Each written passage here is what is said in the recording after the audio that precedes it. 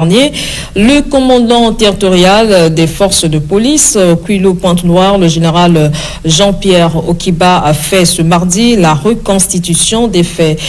Témoin de l'événement, Jean-Pierre Février et Héritier Itoa. Le général Jean-Pierre Okiba, commandant territorial des forces de police au Kouilou Pointe-Noire, a procédé mardi 31 janvier 2023 à la reconstitution des actes de délinquance enregistrés dans les quartiers Loussala, 10 et Ngoyo à Pointe-Noire. Pour ce faire, il s'est fait accompagner de ses collaborateurs. À Loussala, un couple a été victime des violences du sieur Duval et son groupe relax d'obédience américaine, redoutant la concurrence déloyale de leurs voisins prétendant exercer une activité commerciale dans le secteur de la boisson. Voilà qu'ils vont reconnaître les faits produits la nuit du 4 au 5 janvier 2023.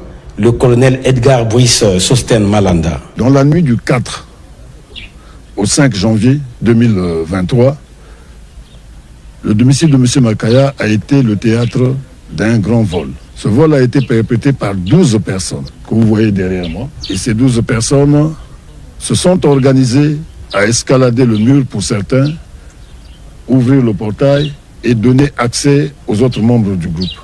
À l'aide d'un pied de biche, ils ont défoncé la porte principale et se sont introduits dans ce domicile. De la manière la plus brutale et la plus prompte, ils se sont mis à tenir en respect au moyen de leur machette le maître des lieux. Après avoir tenu le maître des lieux en respect, ils se sont employés à le ligoter et le bâillonner pour qu'il n'appelle pas au secours.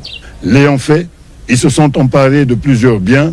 Et à côté de cela, ils se sont permis d'exercer des violences sexuelles sur son épouse et sa petite fille. Au reçu de cette information, nos équipes se sont déployées. La première, bien entendu, c'est le commissariat d'arrondissement et de quartier qui sécurise cette zone.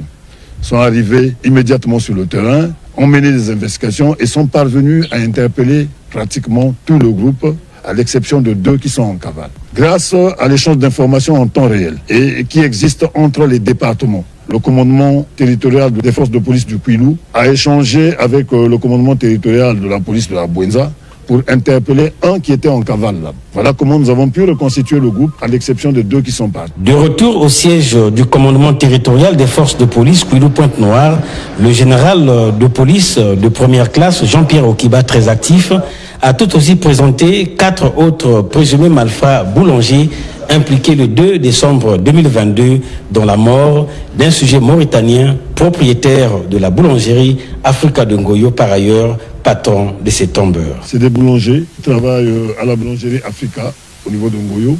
Ils se sont permis de se transformer d'employés en bandits de grand chemin au sein de la boulangerie.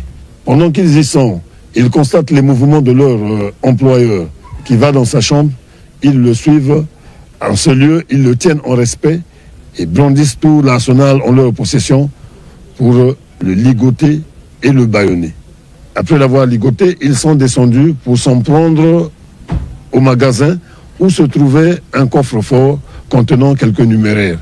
À en croire les victimes, il y avait la somme de 4 millions et quelques dans ce coffre. Après le forfait, chacun a pris la clé des champs pour essayer de sauver sa peau. Cette descente de reconstitution des faits par les forces de police a été saluée par la population. Les experts de l'équipe du Fonds monétaire international et de la